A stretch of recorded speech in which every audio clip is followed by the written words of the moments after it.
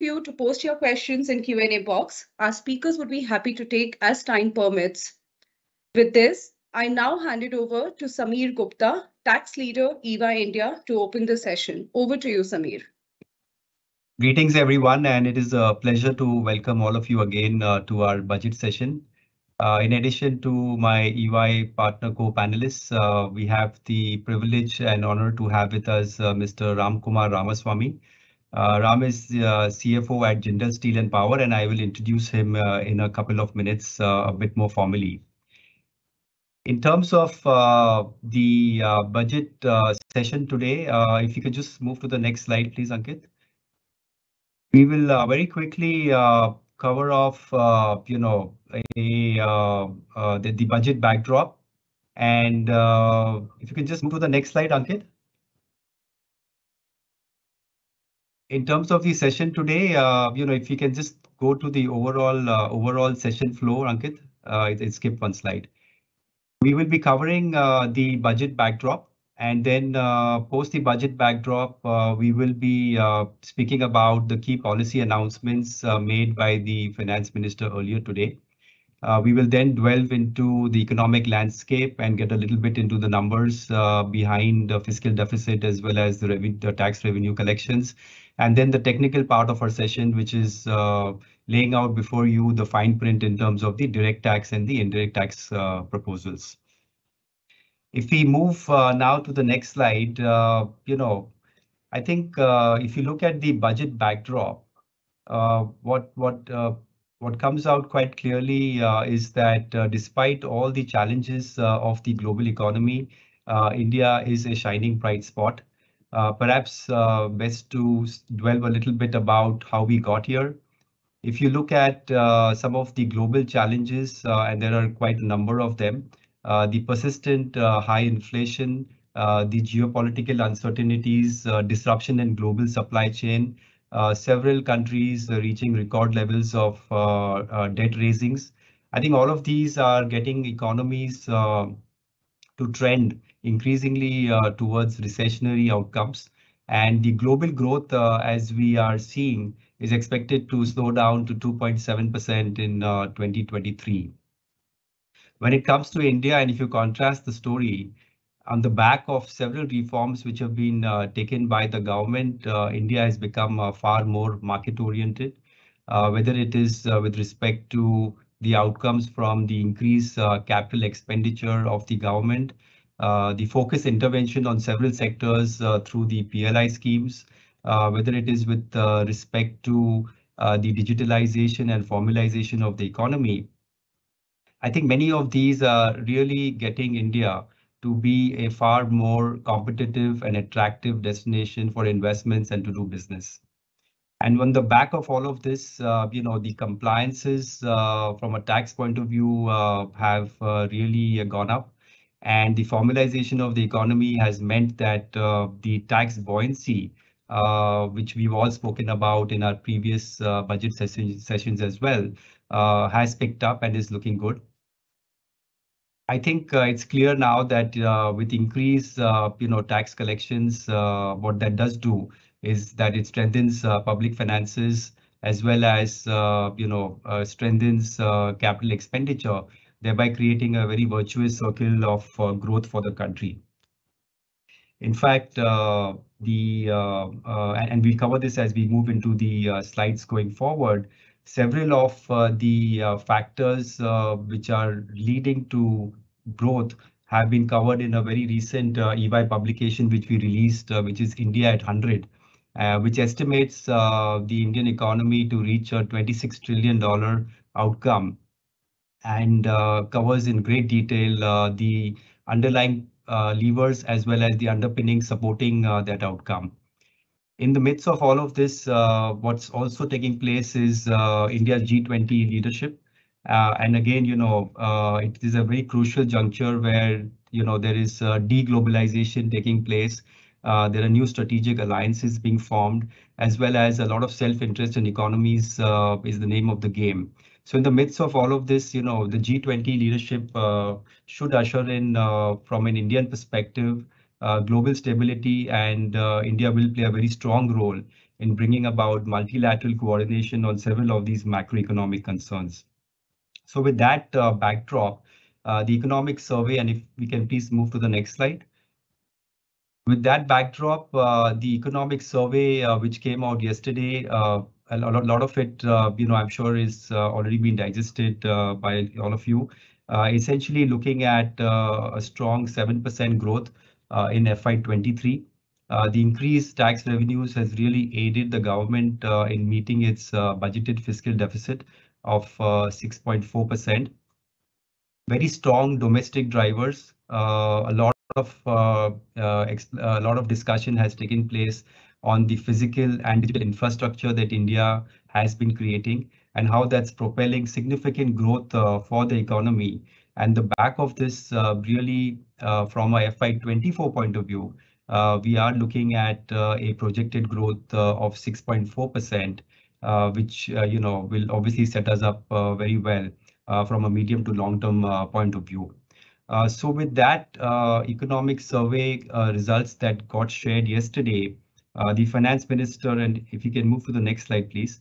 The finance minister earlier today laid out the budget proposals, and I'll very quickly cover some of the policy announcements. As we know, this is the last full budget before the general elections coming up in 2024 and a number of state elections that are also supposed to take place in the latter part of this year. A lot of it, was really therefore looking at how the FM will balance the twin compulsions of sound policy objectives as well as, demands on the political side from a feel-good point of view. On the policy side, good news in terms of the capital investment outlay. Again, third year in a row, the capital investments outlay has been increased to a record 10 lakh crores. And I think it really gives a message about the fact that the quality of expenditure is where we are seeing the change, trying to move away from revenue and getting more to the capital side. A lot of announcements made, several of them in the infrastructure side, and a lot of it is therefore going to pivot very well for sectors like logistics. The GIFT IFSC, which is again a pet project of this government, also saw a lot of announcements taking place. Very quickly, some of the requirements in GIFT still require multiple approvals. The plan now is to consolidate all of this under the IFSC regime under a single application form, and that will, I think, help from an ease of business point of view. From a business setup point of view, two key announcements. One was around treating ODIs as valid contracts, and there are amendments being made in the Securities Contract Act, which will enable this, as well as from a bank financing point of view. The IFSC banking units will be permitted to undertake acquisition financing, which was one of the key asks from the banks operating from GIFT. So all of these have found their place, and of course, we will cover some of the tax announcements as well as later. From a ease of business perspective, again, a lot of work is being put to consolidate or harmonize, a lot of the registrations as well as processes, whereby the common business identifier will get PAN to be used as a universal ID identifier. And I think this will help government from a validations and from a tracking point of view. KYC processes across different intermediaries in the financial sector, whether it's the RBI or the SEBI, as well as the insurance regulator, have very different requirements from an information gathering point of view. Again, this proposal to harmonize it and make it more risk-based will, of course, be very welcome. And lastly, as we transition from an energy perspective to reduce our dependence on fossil fuels, which will also help from an import point of view. A lot of announcements did get made, and I think this is again something which will be a large area where investment opportunities will abound, and we'll see a lot of action coming up in that space as well. So a lot of policy announcements being made. These were some of the key ones which we thought we will just highlight over here. And before we bring in Dr. Srivastav from the economic landscape point of view, I just thought it would be good to hear from Ram about his perspective about the budget. Ram is the CFO at Jindal Steel and Power, and again, he has varied experience over 25 years across several sectors: FMCG, chemicals, oil and gas, metals, minerals, and has been involved in several different and diverse roles in the finance function and in supply chain as well as in digital transformation. So Ram, with that, if I may request you to give your opening comments on your views about the budget and New India. Thank you, Samir. Thank you. Thanks for the summary, and I look forward to learning from the session as well. And maybe I'll share my reflections on a few themes that resonated most with me from the budget. The first one is around the entire infrastructure and development theme. Yeah? And maybe I'll just share a couple of data points over here. Globally, India is the only large steel producing country where demand is growing. Yeah. Every other large steel producing country, demand is either declining or is stagnant. Yeah. Number two, the steel consumption during the last year grew by 12%. Yeah. And you would know that the GDP growth was 6.9%. So we had almost a 2x growth in steel when compared to GDP. So if you analyze both of these data points together, it's very clear that the capex driven infrastructure led growth has been playing out very well in India already. Yeah. Now, if you look at the budget, there is a increased allocation of to 10 lakh crore. Outlay for railways has increased to 2.4 lakh crore. So what this means for the steel industry and for JSP is an increased set of opportunities to which we can contribute to, whether it is projects like roads, bridges, hospitals, sports stadiums, your metro rails, etc. And we are seeing, you know, our products being supplied to all of these projects, and we will see that this is going to be a increasing trend. So this is a very good positive for us.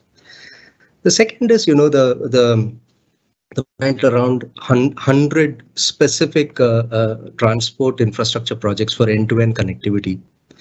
Again, this will significantly improve the way we will be moving, say, raw materials from our ports to our plants, finished goods from our plant to our customers. These are all, we have bottlenecks currently, and this focus will really make sure that the business can grow very efficiently. Yeah, so that's one theme that I would like to talk about. The second theme is really around the concept of green growth. Yeah, I think that's a very nice word, green growth. Two dimensions from a steel industry perspective. Number one, steel industry itself would be undergoing a very significant transition as part of our net zero journey. So, you know, coal gasification, green hydrogen, carbon capture and utilization, these will all be very important elements as part of the green growth journey of the steel industry itself. And there will be significant investments that will be made over the decade as part of the overall net zero journey. That's number one. Number two, this also opens up a lot of opportunities for us in the steel space, you know. So for example, if you take renewable power, wind power, the windmills use significant quantities of steel. If you look at solar power, the solar panels are placed on steel. If you look at hydropower, the dams require reinforced high strength steel, you know. So the entire green growth, the transition to net zero journey is going to be a very important element for the entire steel industry.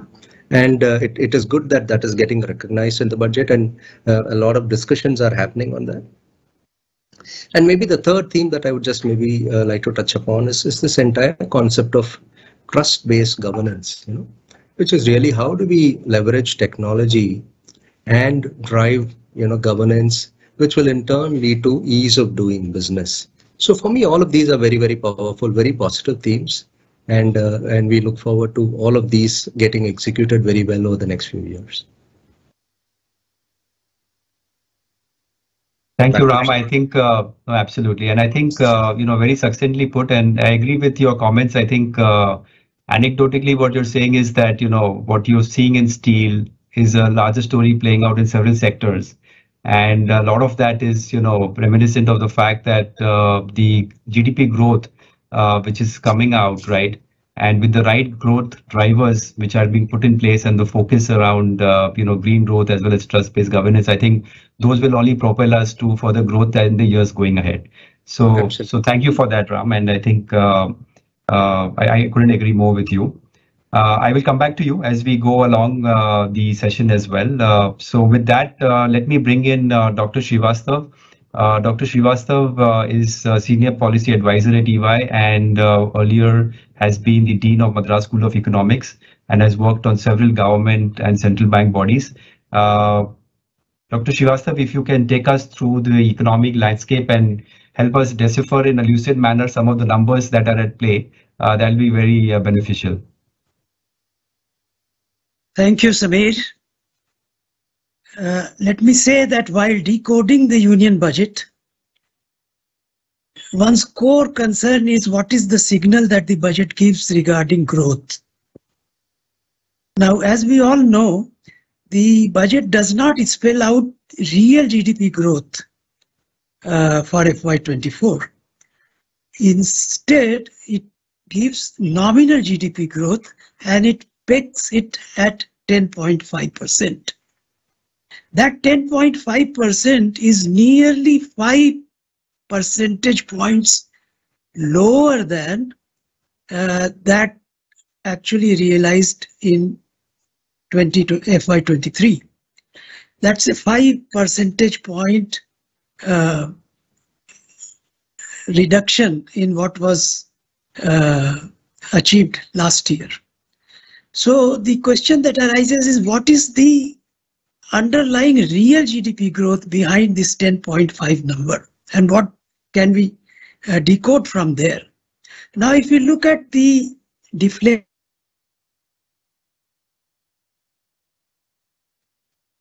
the implicit price deflator based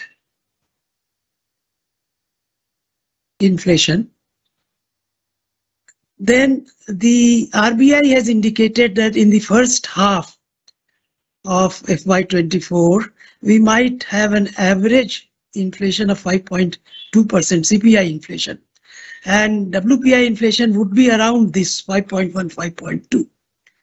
Using these two, we can surmise that the deflator-based inflation would also be 5.2. Now, if we take that out from 10.5, then that gives us a real GDP growth signal underlying the budget, union budget, is only 5.2%. Now, in this slide, place that 5.2% real growth against what the economic survey said yesterday, 6.5, against what IMF projected, 6.1, against what OECD projected even at the lower end, 5.7, and the World Bank says for this year 6.6, which means that the budget has taken a call that the underlying growth would be much less than what everybody else has envisaged. And if so, what would cause this? So for that purpose, we will simply argue that either there can be a domestic demand constraint or a global demand constraint. Now, on the global projections, we see that the IMF has revised upwards its global growth projections in January itself. And earlier this projection was 2.7, now they have uplifted it to 2.9, and last year also they uplifted it to 3.4. So global economy, although in a slowdown, the extent of the slowdown is getting moderated. Alongside that, India's projected growth is also 6.1. So that we are getting is that the budget foresees a growth achievement which is much less in real terms than what other analysts, multilaterals, and experts, even the economic survey had envisaged. This is in contrast with what budget signals in terms of support to domestic demand. This is why I also personally get surprised. So if we can move to the next slide, every basic initiative in the budget indicates a very strong support to domestic demand. Consider private final consumption expenditure. It is going to be supported by an increase in disposable income, especially of the lower middle income groups, through tax slab adjustments. Further, as inflation goes down, real incomes would go up and therefore consumption expenditures will also be boosted. As far as capital expenditure is concerned, capital demand, directly the central government has budgeted for a 37% increase in its own budget. It has also provided a fiscal deficit of 3.5%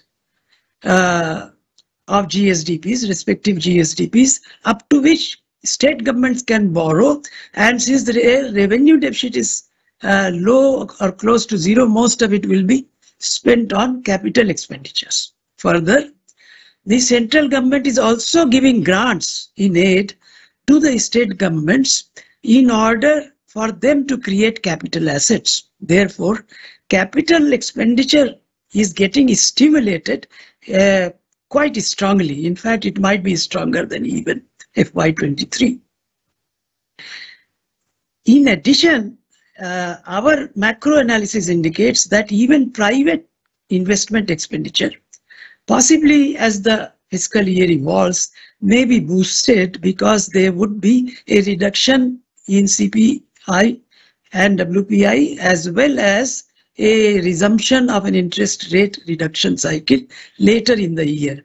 And with that, real incomes would also increase, and with lower interest rates, investment expenditures would also increase. Therefore, with such strong support to demand, domestic demand that is, it must therefore be the case that external demand is so weak that the government is expecting that our real GDP growth would be only about 5.2% or so. But our analysis indicates that current account deficit next year may be 3% or less than what we are experiencing in the current year, which may be close to 3.5%. And therefore, the net negative contribution of net exports may be less than the current year, which is minus 2.8%. It may be possibly 2.2% or so.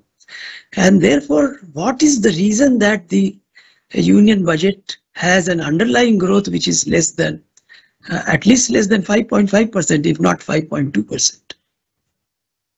It is a question that needs to be addressed as we go on decoding the budget further. Now, let us go into the fiscal parameters.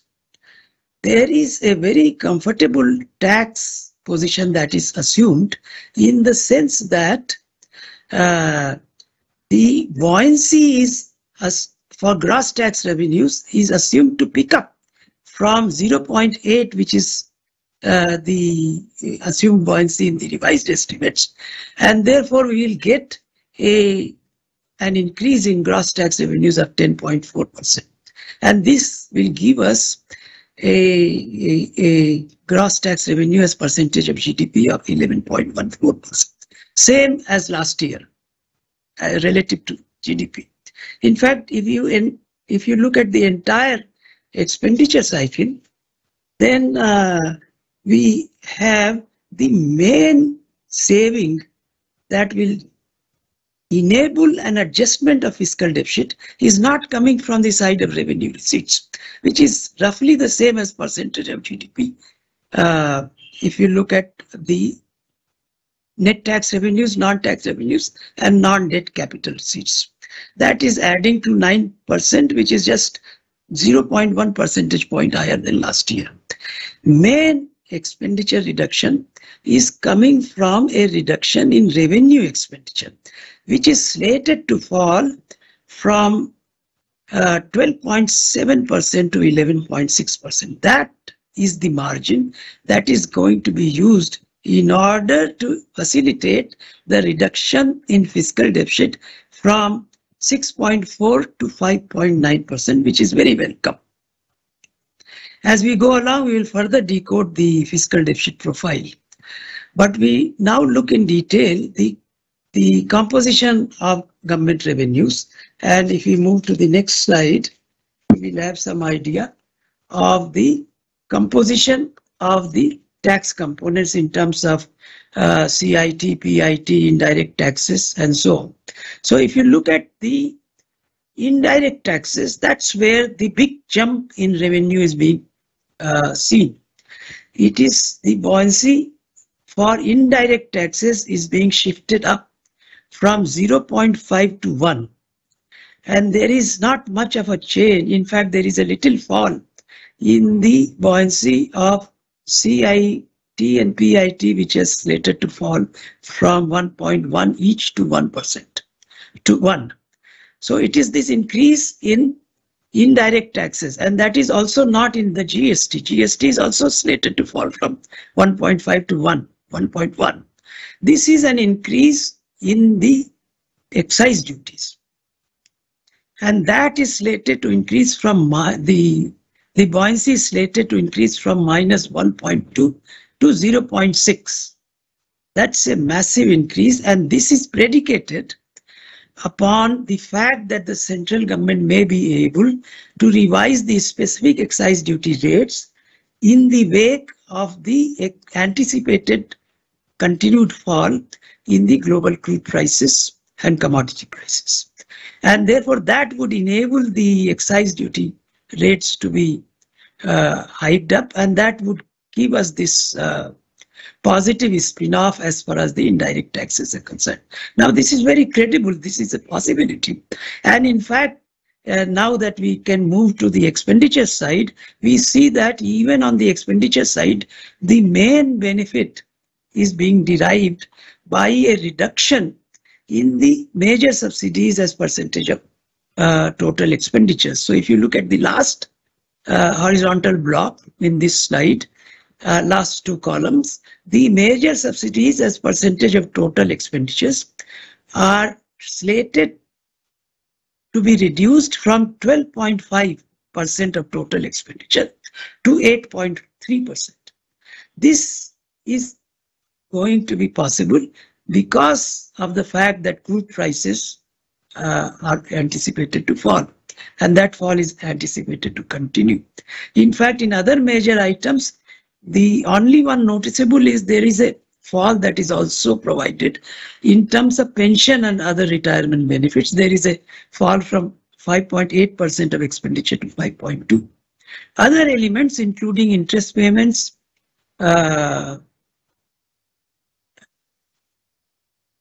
and education and medical, of course, are kept almost constant in terms of expenditure, except public health medical expenditure. There is a marginal increase, but it's the basic increase is in capital expenditure, which is predicated upon a fall in subsidy expenditure, and that enables the budget to restructure the composition of expenditure in favor of capital expenditure vis-a-vis revenue expenditure. And revenue expenditure is slated to grow only by 1.2%, and capital expenditure is slated to grow by 37%. That is the major structural shift. So the theme that is being put forward is that the budget is very aggressive, very active on taking advantage of international developments so that domestic demand can be boosted. And yet, it has not provided for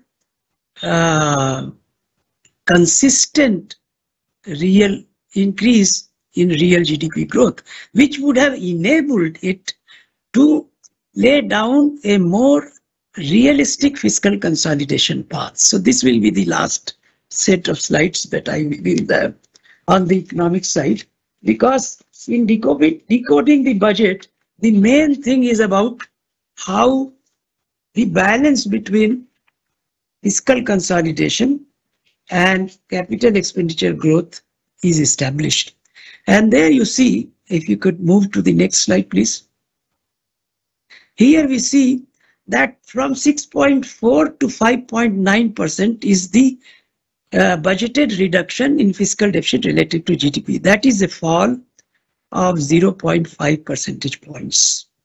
But the finance minister said that we will still reach 4.5% or less by FY26, which means a steeper reduction target of 0.7 percentage points in the next 2 years.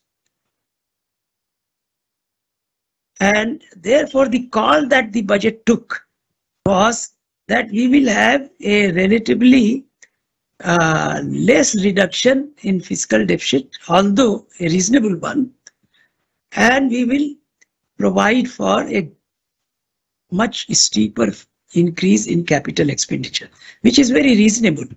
But it has implied two things. One is that in the next 2 years, the reduction that is called for in fiscal deficit would be steeper.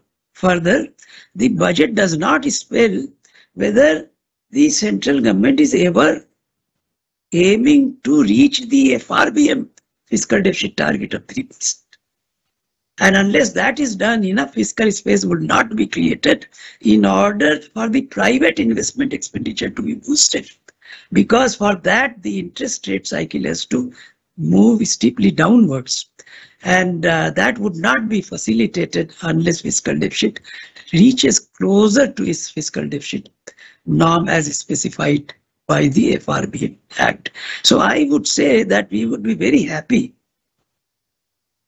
to be pleasantly surprised by the economy and the interaction of the international economy and community, in the sense that they might deliver to us a much higher real GDP growth as compared to what the budget might legitimately have assumed in terms of their own initiatives.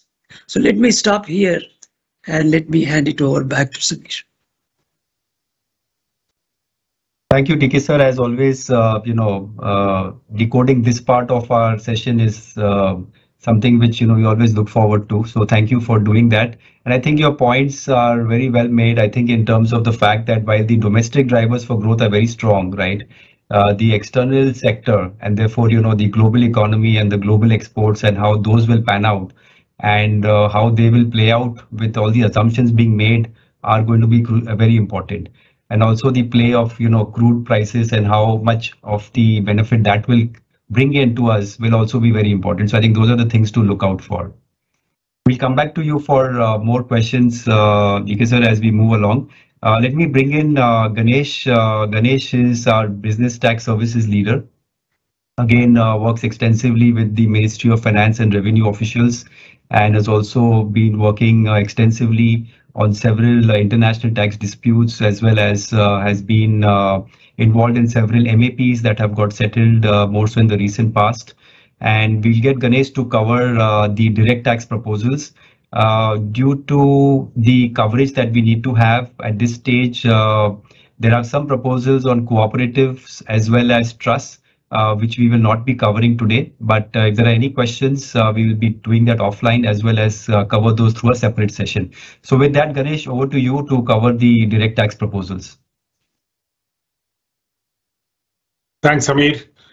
So at the outset, what was expected and the government has sort of lived with it, that no changes and the tax rates from an upside revision, so that the stability of the tax rates under the income tax have been maintained, but a relief has been provided to the personal income tax, particularly lower income group. As you see on the slide, there were two tax regimes for the personal taxes. One was the old and one was the new tax regime which was introduced. The old one was with exemption and deduction, and the new one was without any of them, which we call as a concessional tax regime. In the concessional tax regime, they have tweaked the slab to ensure that, as we just saw Dr. DK's presentation, to create more disposable income in the hands of the lower middle or the lower classes of the people, and also to fight against the inflation and other economical issues. So as you see, the current concessional tax regime has been tweaked. Now the threshold has been moved from 250 to 3 lakhs with nil income. And then in a graded manner, it goes from 3 to 6 to 5%, 6 to 9, 10, 9 to 12, 15, and 12 to 15, 20, and above 15 lakhs, 30%. So there is a tweak in the overall slab structure. More importantly, I guess the biggest relief comes from a surcharge. And if you see the down below, that there is no change up to 2 crores, but there used to be a above 5 crore limit, and the surcharge used to be 37%. And this, for some of the high net worth individual, used to push the effective tax rate to close to 42%, and which was the highest. And in fact, FM did mention in her speech, and that has been taken out, and now it is restricted to 25% as opposed to 37%. So these two are the major sort of, I would say, a relief, both at the extreme ends. The other area, of course, is that up to 7 lakhs, up to 5 lakhs, there used to be a rebate under Section 87A, which has been increased to 7 lakhs from 5 lakhs. And essentially, you get a tax relief of around 25,000. So in other words, if you have an income up to 7 lakhs, then there is no sort of income because this rebate of 25,000 will take. We just populated few scenarios. If a taxable income is 10 lakh, 15 lakhs, crore, and 2 crore and 7 crore, given the change in slabs, given the change in surcharge, how beneficial and how effective it is. And as you can just see that up to 7 crores, it sort of has a saving of 26 lakhs, 36,790. And each of the slabs have their own merits of the concession. So in other words, the messaging seems to be that the government wants most of the individual personal income tax PIT, which has really shown a tremendous growth in the last year or the current year. People have to move into a new tax regime. And also, by default, this tax regime is going to be used as a rate for all the individuals rather than the old and new. Continuing with some of the individual tax proposal, there are anti-abuse provision which has been introduced for not ordinary residents. So just to give a context that in the past, there was any sort of gifts which is given by an individual resident to a non-resident above 50,000 rupees are subject to taxable. And there was one category which everybody understood, but probably they have clarified now, which is not ordinary resident. So if an individual resident gives more than 50,000 to not ordinary resident, even that is brought under the taxation regime under the gift tax scheme. The next one is, of course, TDS on payments of accumulated balance in PF account to the employee. Earlier, if in case of withdrawal, if you don't have the permanent account number, the rate of tax used to be 30%, and I think they have reduced it to from 30 to 20%. Similarly, interest on debentures, which are traded, listed in the stock exchange, and there was no TDS. Now they have introduced a new clause of TDS at 10% on listed debentures, which are on the debenture which you get the interest. The next one is on the life insurance policy. Some of the HNIs, of course, they take the high premium and accordingly they get a deduction. So there is a restriction now, which was introduced for ULIP last time. Now they have extended it to life insurance policy, which essentially says if the premium is more than 5 lakhs in total, and then you will not be eligible for any exemption and it will not be taxable as income from other sources. In other words, that if the premium is up to 5 lakhs, then obviously you will get deduction, and on the sort of maturity or buyback, as the case may be, or depending on the type of policy, it may not be taxable. But the moment it is exceeding 5 lakhs, then of course, A, there is no deduction, and B, it is now taxable on the maturity value as income from other sources. And this is applicable for any policies issued from April 2023. Capital gains on the tax benefit of investment in residential house. We used to have twin sections when in one situation, when there is a residential property and I sell it, within certain period of time, I can invest the capital gain so that this capital gain is not taxed. And then there was another section which said that either residential or any other capital asset, if I sell, I invest the entire proceeds, there will be a limitation. There will be exemption in the capital gains.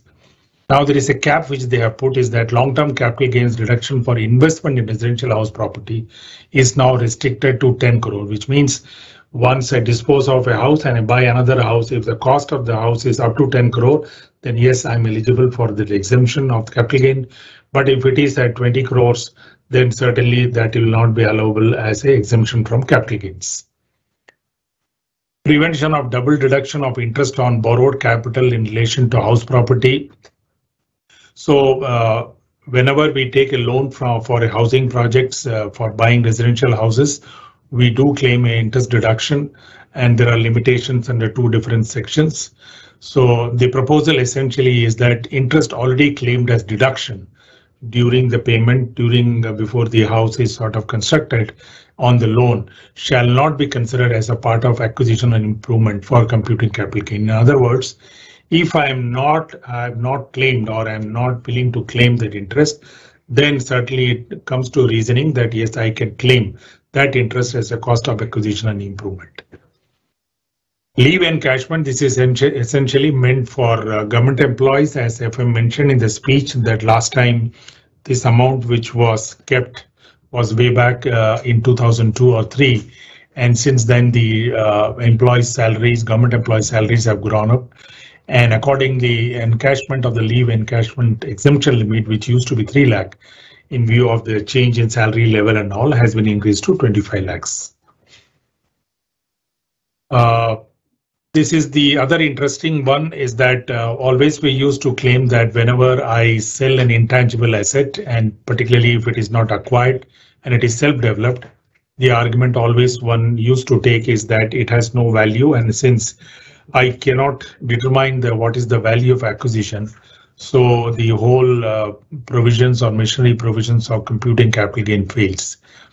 Now I guess they have clarified and set it right, that the cost of acquisition and improvement of capital gains being intangible assets, it could be a goodwill or patent, copyright, anything, which is all self-developed and not acquired, because if it is acquired, there will be a value. If it is self-developed, then it will be considered as nil and accordingly be subject to capital gain tax. There are 2 provisions which are newly introduced vis-a-vis the online gaming. One is from a TDS perspective and one from the recipient of this proceeds of the gaming. The rate of tax is, of course, is at 30% for TDS, and the way it sort of reads is as follows, that if I get into online gaming and I deposit 100 rupees and I win at the end of it, and whatever I win, it is sort of put it in that particular app. An example, if I have put 100 and I have won 300, then if as and when I withdraw out of that 300 something, there will be a withholding done by this gaming company of the amount of withdrawal. And secondly, at the end of the year, whether I have withdrawn or not, whatever is to my credit in that account from this online gaming will be subject to TDS by the gaming company, so that in both scenarios there will be a TDS both on withdrawal or on at the year end, whichever is sort of earlier. So we had 2 sections, 44BB, 44BBB. Essentially, 44BB used to deal with oil field service providers. And it was introduced way back where they used to find it difficult to maintain books of accounts, and most of them used to be foreign non-resident companies. So the government came out with a very beneficial provision on the deemed taxation basis that 10% will be deemed as a profit, and on that the tax will be levied. So accordingly, most of the non-resident oil field service provider used to avail this. But at times they also used to have in some years losses, and they are eligible to carry it forward. But there used to be a sort of a disconnect that in the year in which you claim a deemed basis of taxation, which is 10% deemed profit, you also used to set off your brought forward depreciation and losses in that year, bringing the deemed profit less than 10%.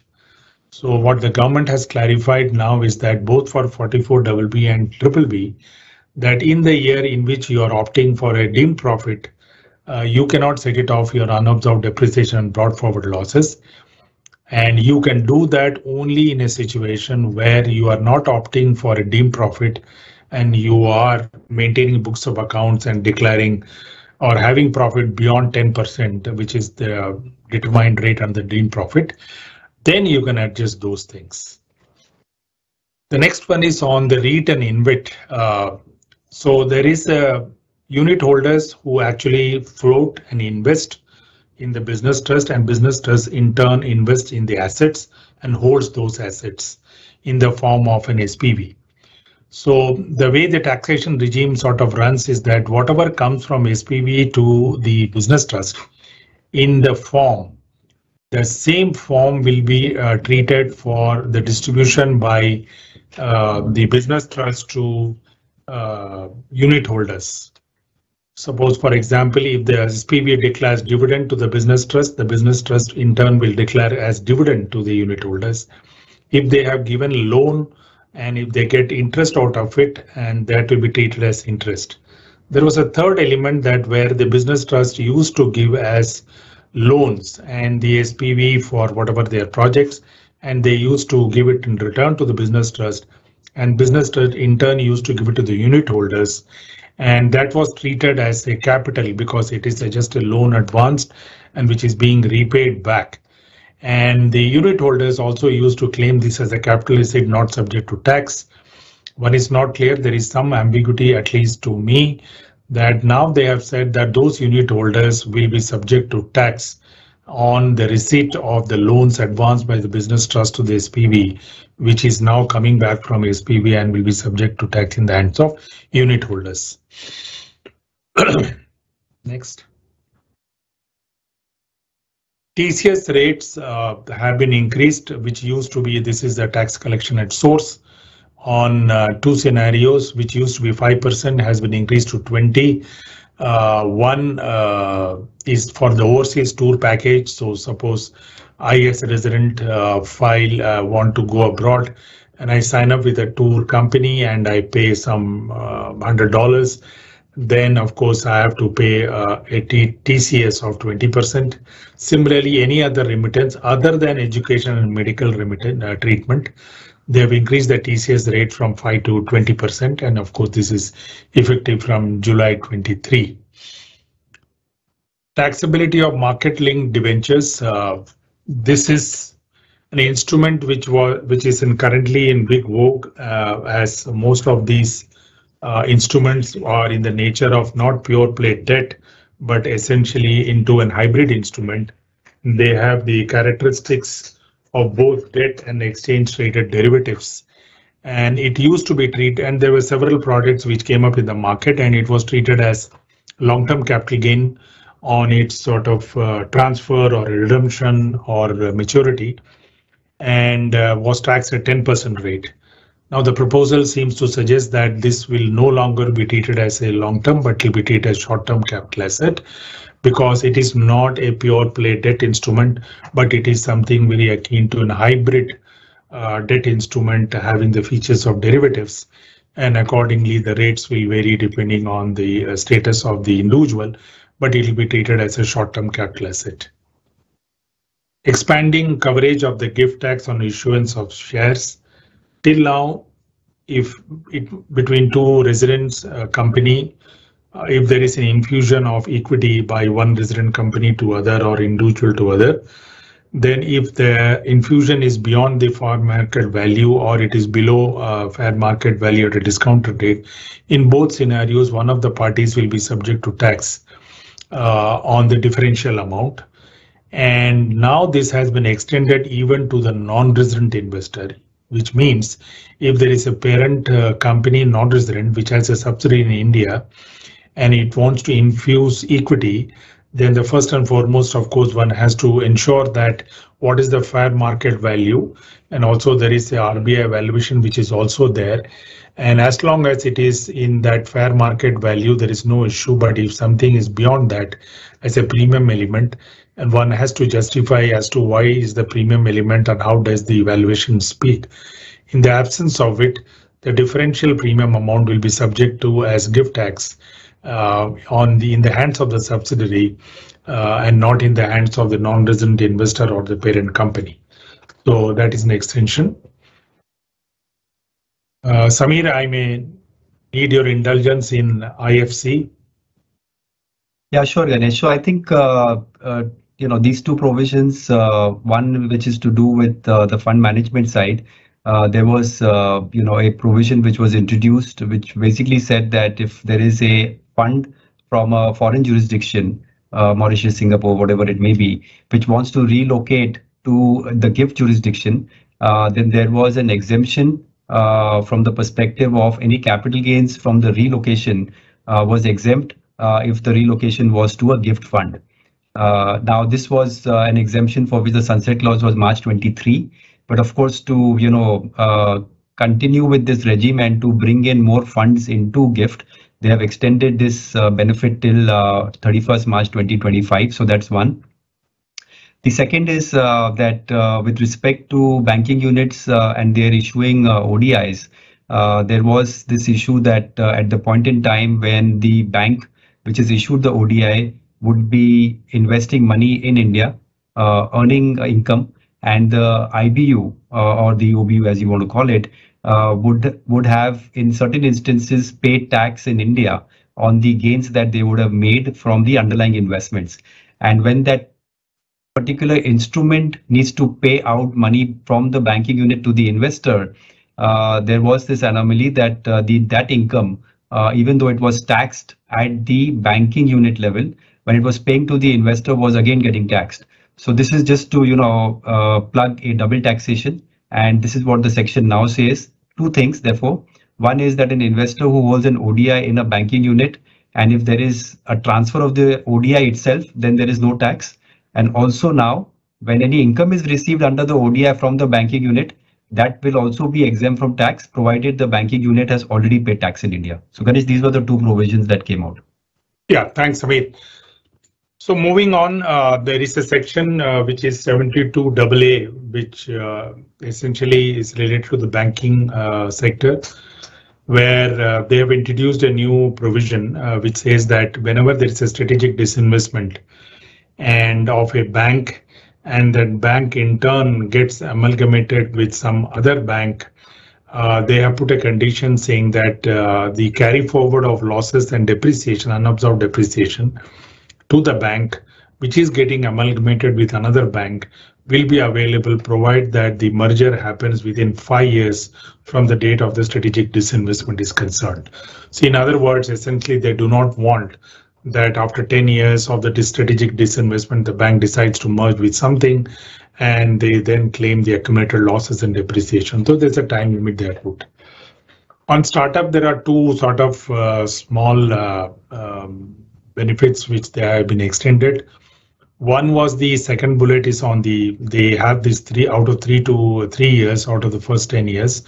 They have the exemption of the profit linked by the startups, which was expiring in 23, has been extended now to 2024.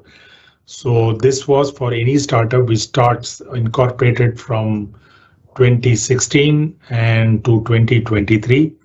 Now this has been extended to 2024, which are eligible for this.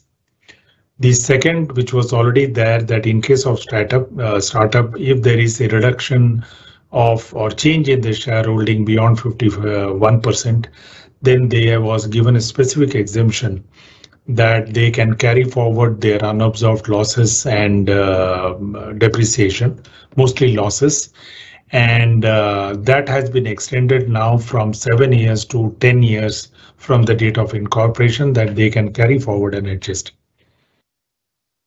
There was an ambiguity on this 194R provision which got introduced last year, that the taxability and the TDS on benefits or perquisites which are there in cash are not subjected to 194R. The proposal has clarified that such benefits and perquisite will be taxable, and correspondingly TDS will also apply if it is on cash terms and it is not restricted to only kind. In order to promote and particularly the working capital of the MSME, there is a provision which has been introduced that if I have to make a payment or payment is due to MSME, then I will be allowed deduction only in the year of payment in which I make the payment to MSME, and that too before 31st March, and I have to do that payment so that I may be eligible for a deduction. The next one is, of course, this used to be a perennial issue, that there used to be a disconnect between the year in which I declare the income and on that whatever TDS which is deducted, it used to be reflected in that year or subsequent year. So there was a lot of mismatch between the TDS deducted subsequent to the year in which income was offered to tax. Now there is a proposal which has been given. Now the taxpayer can apply for rectification within 2 years from the end of financial year in which the tax is deducted, and the assessing officer is empowered to rectify and ensure that the appropriate credit is given in the year in which the income is offered to tax. And also the interest on the refund arising from rectification will be allowed from the date of application to the date of grant of refund. So this is sort of another enabling provision.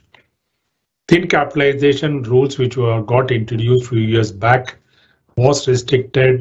There was a carve out for any interest payment being made by the enterprises to banks and insurance companies. There was a requirement, and they asked to extend it to NBFC, which has been done now. Similarly, withholding tax on income earned by non-resident from mutual funds. Earlier, there was no provision that they could avail a treaty rate, and it was only the domestic tax law rate. Now they have given the benefit.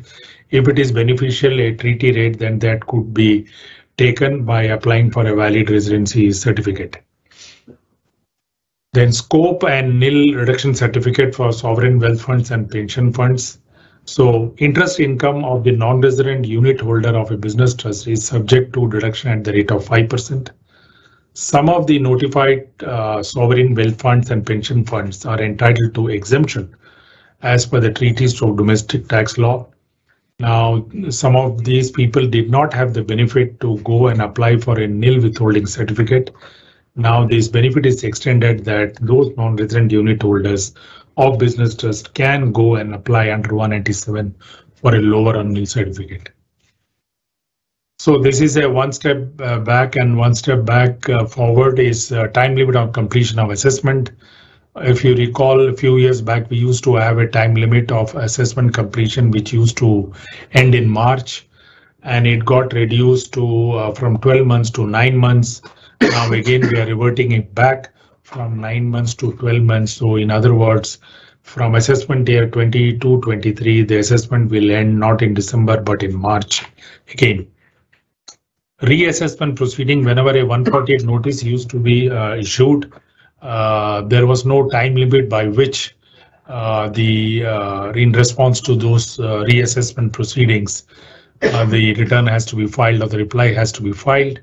And now there is a statutorily they have introduced in the law the 3 months period by which when the reassessment notice is issued, then that 3 months is available for the taxpayer to react on that. Considering the pendency of number of appeals, both big and small, and there is a capacity issue, now they have introduced the proposal that there is going to be a new level which is called as a joint commissioner appeals, particularly to handle cases of small tax demand disputes, thereby sort of reducing the pending litigation, particularly of the smaller cases, to clear the backlog. TP documentation, time limit for furnishing TP documentation of transfer pricing has been reduced from 30 days to 10 days. That's it. So those were the key proposals. As Samir said, there are few proposals related to cooperatives and the trust, and some of the other provisions which we have not dealt here. And probably we can, as he suggested, have a separate session for that. Samir, over to you. Yeah, and Ganesh, I think we'll let Uday complete, and there are questions which have come up, I think, which we'll take at the end. So if, please do publish more questions, all of you, if you have. Let's bring Uday in. Uday is our indirect tax leader, and again, you know, part of several trade associations and chambers of commerce. So Uday, let's go over the indirect tax proposals. Yeah, thanks, Samir. So if you can go to the next slide, yeah. So at a broad level, as you all know, generally, I mean, nowadays the union budget primarily is a budget which makes, which is primarily related to customs legislation. And the GST Council decisions, in a sense, are implemented through this particular, I mean, avenue that the government has, right? I mean, from a policy perspective. And that's what's obviously happened right now. Okay, I'm just going to pick up some of the important ones, changes in the GST side. Okay, and then we'll also kind of cover the customs one later. So. At a very basic level, there was a controversy related to availability of input tax credit related to expenses incurred for CSR. And there were a couple of judgments, AAR actually, which were favorable. Our view was also that any expense which is incurred for CSR is in the course of business. It is mandated under the legislation, and so the tax credit of the tax paid on these expenses should be available. There was a negative judgment in a negative AAR in Gujarat. Now they have put this entire controversy to rest by obviously denying the credit by including a specific provision under 17(5). They've included a clause FA to do so.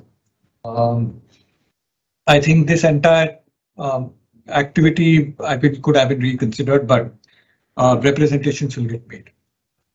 The second bit, this changes what they have gone about doing, which is going to make things slightly, I mean, more complicated if it is not applied appropriately. What they have gone about doing is made an amendment to Section 17(3) of the CGST Act, which mandates that the value of any supply which is made from warehouse goods, bonded warehouses in a sense, before they are cleared for home consumption, to the extent that they will specify, would be included in the exempt supply category. Okay, it really means this. Till now, if there was any supply being made prior to home consumption, it was considered to be a non-supply. You could claim credit because if it is a non-supply, then while computing a reversal of credit that's required, we would never include that turnover of any transactions that would happen within the bonded warehouse, either in the numerator or the denominator, where you are applying the ratio for reversal of input tax credit. Now the genesis of this issue was primarily to deal with a specific issue related to duty-free shops, because of which they have included this particular amendment. Hopefully, when they notify this, the kind of supplies that would get would qualify as exempt supplies, they restrict it to DFS. If they don't, then there would be a significant amount of complications that would arise, and I think the government would need to be engaged with to understand what they intend to do with this. But this could get problematic for a number of people who trade before the goods get cleared from home consumption in bonded warehouses and so on and so forth. So if not applied.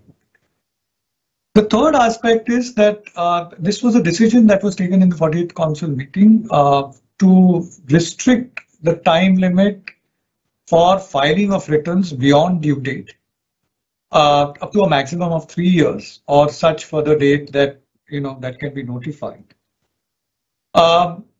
And that's what's being, in a sense, executed right now by making an amendment to the relevant sections, say 37, 39, 44, inserting specific provisions there. We will need to kind of evaluate the impact of this on claiming of credit under Section 16 going forward. They've actually also made another amendment in Section 16(2) for payment of tax when a supplier is not when a vendor is not paid by a supplier, and a subsequent provision they have added in section 2A also to the third proviso that you can re-avail the credit only when the payment is made to a supplier. Again, it will create complications. We'll need to see what the implications are at a later date. The third aspect that they have gone about doing is made amendments to Section 217, the definition of online, basically online digital service provider. I'm making it simple. What they've gone about doing is that they've removed, to determine whether a digital supply is being given by online digital supply service provider.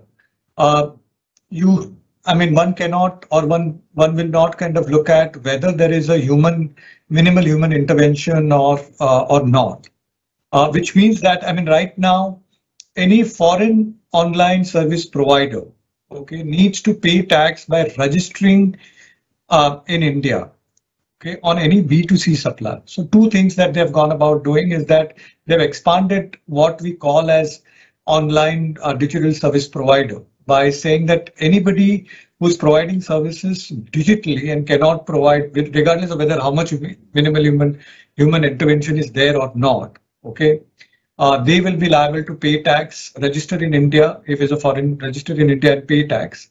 And earlier, if it was kind of supplied to an unregistered service provider, but only for commercial purposes, you needed to pay tax. Right now, they've just gone back and said that if it is to any unregistered person, you need to pay tax unless it is a government and so on and so forth. So that's what they have gone about putting in place, significantly expanded the impact on online service providers, foreign online service providers.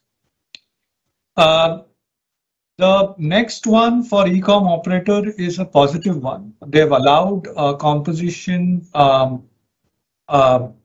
registration or registered person to also transact on an e-commerce platform. Earlier, if you transacted on an e-commerce operator platform, you needed to necessarily register as a normal registered person. You could not opt for a composition scheme.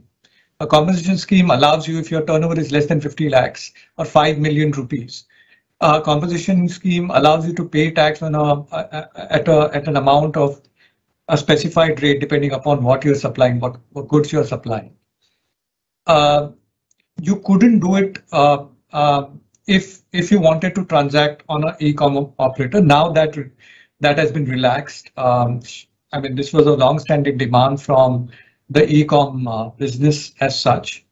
And there are, the kind of reporting and for an e-com operator, while they have allowed this composition dealers to also transact on e-com operator, they have also imposed penalties on e-com operator if they're not able to kind of restrict transactions were done by any person on their platform in case the person is unregistered and unregistered. So that's that. Can we go to the next slide? Again, the FM indicated that this is a purposeful activity that they are going about doing of decriminalizing legislations. Under GST also, they have tried to kind of relax some of the legislation where prosecution can be initiated. They've increased the threshold from 1 to 2 crores. I mean, the problem is that it's still, I mean, the industry ask has been that you should kind of apply this prosecution only if it is a material amount from the entity perspective. I mean, it has always been said that for large corporate entities, 1 or 2 crores would be very, very small as an amount at an overall basis, and to provide certainty, relax that, make it more pragmatic.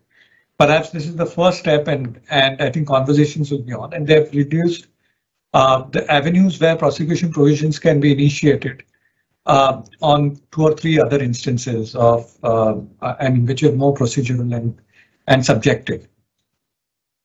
They made some retroactive amendment because it was creating ambiguity. You know, last year there was an amendment that they brought in Schedule 3, whereby it clarified that a supply of goods before it enters the Indian domestic territory for home consumption basically would not be considered to be a supply. So that was a prospective amendment. Now they've quite rightly removed all ambiguity and made it retrospective from the inception of GST, just with a caveat that if you have already paid tax on some of these supplies, you will not get a refund of it. I mean, it is what it is. Now, the one big change, the next one is they've made an amendment to Section 12, subsection 8 in the IGST Act. There was a proviso. It was a bit of an anomaly whereby any domestic transaction between a domestic supplier and a domestic recipient, the place of supply generally was the place where the recipient is located. But for any movement of goods to outside India, it was the destination of goods was the place of supply defined. Now it created a lot of complication in terms of availment of credit. They've made a clarification related to it right now. There are portal changes that are made, but I think the amendment that has been made right now is good, regardless of what the destination of goods is. Now, when for transportation of goods, regardless of what the destination is, it would be the recipient's address. It will make things far easier. However, the service providers now need to kind of change the place of supply in their ERPs and billing systems as we go along. The last one is a very, very good step in the right direction. They're allowing GSTN now, authorizing them to share consent-based information to other systems which will be notified. This basically started about last year from October 21 when they introduced an account aggregator framework. And as per that framework, there is a supplier of information, and then there is a recipient of information. The supplier of information has been defined to include GST and income tax portals and other financial institutions, and a recipient. This is to kind of automate credit lending and so on and so forth. So that I think is changed. I think good. I'll move on to customs. At a broad level, continuing with the earlier rate policy, structure or the changes, that rate policy has continued. Primarily, the duty changes have been to encourage economic activity within India. That's transpired into reduction on capital goods, basic customs duties on capital goods for lithium ion, reduction in some of the raw materials for several products, IT, electronics, electronic appliances, and so on and so forth, and increase some of duty rates on some of the final products. In that category, it would be auto, electric vehicles, SKD and CBU, where rates have increased effectively from 33 to 35, 66 to 70% of basic customs duty. Bicycle rates have been increased slightly, and so have the rates increased for toys. Now, incidentally, PLIs are expected to come in some of these sectors. So this is good, but this is in a sense in line with whatever has been happening earlier. There has been rationalization. Some bit of changes related to exemption under the social welfare surcharge or the AIDC cess. It really means that now the revenue related to this particular cess will directly go to consolidated fund and not to the cess pool as such, and will get shared with the state governments. And so that restructuring has been done. And some of the exemptions for specified products have been extended. Now there are some changes that they have made, minor changes that they've made to the provisions related to anti-dumping duty, countervailing duty, safeguard duty. These changes have been made, and these have been made retrospectively from 1st Jan 1995. This has been made to, in a sense, deal with judgments, the Sestet judgments in the case of Jubilant, Ingreva, and Apcotex. There are several judgments, Sestet judgments on, in a sense, the decision by the central government not to impose duties as recommended by the DGTR. To my mind, by these particular changes, importers who have been impacted by this would need to now evaluate how to proceed with it, whether to go for writ action or not. I think that would need to be evaluated, but a lot of action is going to be seen on this front. There were almost 80 cases where this particular amendments are sought to be could get impacted. So we'll need to see that.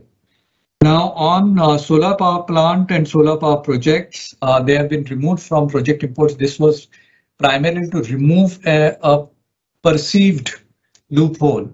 They had actually, if you remember, had imposed a PCD of 40% on modules, solar modules, and 25% on cells last year. However, a lot of people were kind of trying to avail project imports. Avail and go under project imports. So the effective duty rate would have been 7.5%. They had specifically included it to encourage manufacture of these products in India. They have kind of stopped or closed out on the loophole out here. The next one is that all customs exemptions, they had introduced a time limit of 2 years. It was creating a problem. They have kind of, in a sense, made a clarificatory amendment to say that, this 2 years restriction or validity will not apply to imports that are made under free trade, re-imports, exemptions under FTP schemes, and so on and so forth. So that's good. It gives a little bit of certainty. Settlement commissions orders have to be passed within 9 months. And on the central sales tax side, of course, it's a very old law now. There was a central sales tax appellate authority to deal with settle interstate disputes. Now Sestat will kind of look at it. This central sales tax appellate authority was anyway not really functioning for the last 2-3 years. So now Sestat will look at some of these. So that's from my end. Samir, over to you. Yeah, thanks, Uday. And I think one thing is sure that despite the fact when you hear the speech, you feel that the changes are not that many. When you go through the fine print, you always find, it surprises you. So I think that is something which is which always comes up. Just very quickly, if we put up the QR code over here, so if you could scan that and, provide us your valuable feedback, then that would be very much appreciated. And with that, I think let's come to, taking a few questions. We still have a few minutes, so let me get started. Ganesh, one of the questions which is posted is trying to understand around the 194R related provision as to whether, since this amendment is going to take effect from 1st April 2023, would we think that therefore this is retrospective in nature? Yeah, in a way, because the way the finance bill has drafted that, it is just to clarify. So one would assume that they had always intended both cash and kind. And since the position was taken that cash will not be subject to TDS, they have just clarified. So to that extent, I would assume that what you read is correct, that it looks to be a more clarificatory and accordingly retrospective. Yeah, I mean, it goes back to when it was applicable, and therefore, that's right. It was introduced last year. Yes. Yes, correct. That's right. The other question, sorry, Samir, is that I think my mistake, I'll just clarify. This is on the leave encashment. First of all, it is not part of the finance bill because this increase from 3 lakhs to 25 lakhs will come by way of a notification. Right. And it is not forming part of that. And two, I think by mistake, I mentioned that it is for government employees, it is for non-government employees. Yeah. Correct. Okay, so just moving on, Uday, there is a question here which is on GST exempt supply as to whether warehouse goods includes goods stored in CFS. Sorry, Uday, there was a question here which has come on GST supply exempt. Whether the warehouse goods includes goods stored in CFS, free trade warehouse zones, or only related to private public bonded goods? So, I mean, I covered that, but the way the amendment is kind of brought in is that these particular category of supplies, to the extent that it will be prescribed, will be included as an exempted supply, and which would obviously impact reversals. As I was mentioning earlier, the reason why they have brought in, if you go to the minutes of the meeting, which were actually published just about a couple of weeks back, in the 47th Council minutes, they basically said that this was primarily brought in to deal with a specific situation of supplies by DFS and a couple of judgments that have come in the Bombay High Court and Kerala High Court to deal with those. Now, I would hope and pray that it doesn't get applied to all supplies under 8A, but only to specified ones. We'll need to see where that goes. If all supplies from 8A get included in this particular provision, then I think we have a bit of a problem. Because it will increase reversals for people kind of going through some of the bonded warehouses in general. Okay. And the other point is, we've seen this on a continuing basis, and we have discussed this earlier as well, Uday, that, conditionalities around input tax credit, right, keep coming in every year. And now, we have this around the whole CSR related aspect as well. So how do you, see this play out now going forward? Yeah, I would have thought that the ask from the industry has been to make it simpler, not more complicated, this entire, credit mechanism. I mean, I understand the logic that the credit pool that is available has significantly expanded post GST, because you can claim credit on any expense which is in the course of business, right? Which is a very large pool, and so the government possibly rightly can impose restrictions.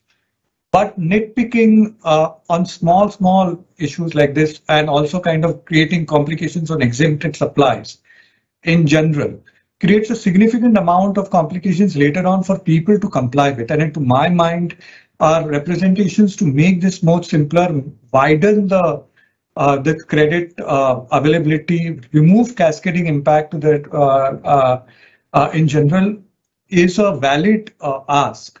And hopefully, as revenues go up, some of these tendencies and temptations will be resisted by the government as we go along. We can hope for the best. No, fair enough. I mean, I agree with that. And I think, Ram, if I can ask you, one question, which is really, that there is a lot of focus and impetus on, increasing private investment, and which basically means new capacities and new manufacturing setups. And as we know, we do have a concessional tax regime for new manufacturing setup, which actually expires on 31st March 2024, the 15% tax rate. And of course, there was nothing in the budget mentioned on that. Just your comments on, how do you see capital expansion, and, does this mean anything significant given what's going on? Of course, there has been a lot of focus on capital expansion, particularly from our industry. We've had a PLI for which most of us have made applications to. And there's also talk of a second PLI scheme that might come up, where we will again be applying. So we will have to look at, this deadlines in the context of all of those. So we still have a year. Intangible wala. Sorry. Yes, sorry, go ahead. So I think we will have to look at it in the context of these new schemes that are being announced. And given that, there is one more year, so hopefully there could be possible extensions. We'll have to wait and watch on that. Yeah. That's how I look at it. No, fair enough. I also agree that, if you have to look at things comprehensively, and in that context, the timelines still have some flexibility and window. So I agree with you that a lot is already being done. Absolutely. Absolutely. Just in terms of, Ganesh, there have been lots of questions around, concessional tax regime, and I think some of them are very fact specific, so I will not get into them. But overall, from a government thrust point of view, whether this is the way forward, that is basically to get everybody into the concessional tax regime, and, at some stage, the old tax regime, may go out of the act or not go out of the act, but basically become more benign. Is that the way you look at it? Yes, correct. So I think after they introduced the concessional tax regime, they gave an option. But this time, if you see the speech and also the memorandum, it says that by default, this is the regime. But having said that, it does not mean that the old regime has been discontinued. So there is no such indication either in the bill or the memorandum or the speech. So I would assume that what you said is right, that going forward, government would not like to sort of go on both the regimes and continue. And in order to encourage people to come to the new regime, they have extended not only the tweak the slab, but also done few other things so that the people can come to the new tax regime. Yeah, I agree. And also, on pillar 1 and pillar 2, there is nothing announced or there is nothing mentioned there. Just, going over that again. There are questions which is with respect to anything in the context of equalization levy, as well as significant economic presence in the fine print. Is there anything that shows up there?